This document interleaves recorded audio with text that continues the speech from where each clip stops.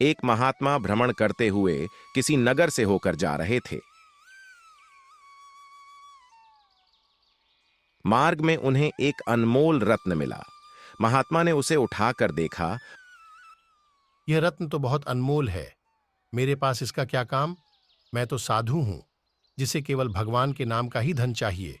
इसे किसी दरिद्र को दे देना चाहिए ताकि उसके जीवन में कुछ सुधार आ सके। इसके बाद उन्होंने यह रत्न किसी दरिद्र को देने का विचार किया। कई दिन की तलाश के बाद भी उन्हें कोई दरिद्र व्यक्ति नहीं मिला। उन्होंने सोचा, यह कितना विचित्र है कि इतने बड़े नगर में एक भी दरिद्र व्यक्ति नहीं मिल रहा। शायद मैं सही जगह नहीं देख रहा। मुझे और अधिक प्रयास करना चाहिए।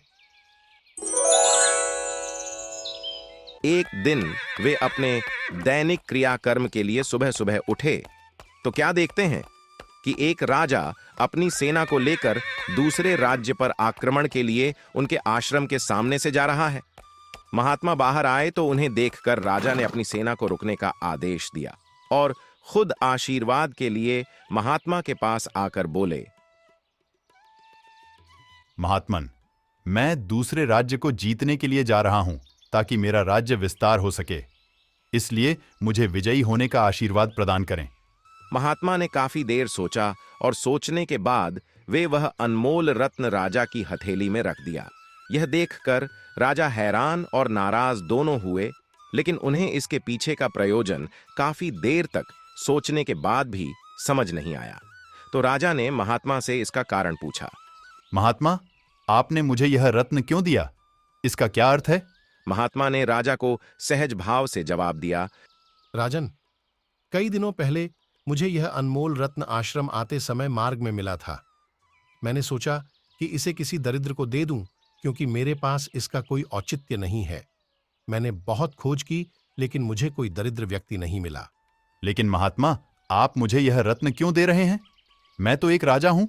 महात्मा ने मुस्कुराते हुए कहा, राजन, आज तुम्हें देखकर यह ख्याल आया कि तुमसे दरिद्र तो कोई है ही नहीं इस राज्य में, जो सब कुछ होने के बाद भी किसी दूसरे बड़े राज्य के लिए भी लालसा रखता है।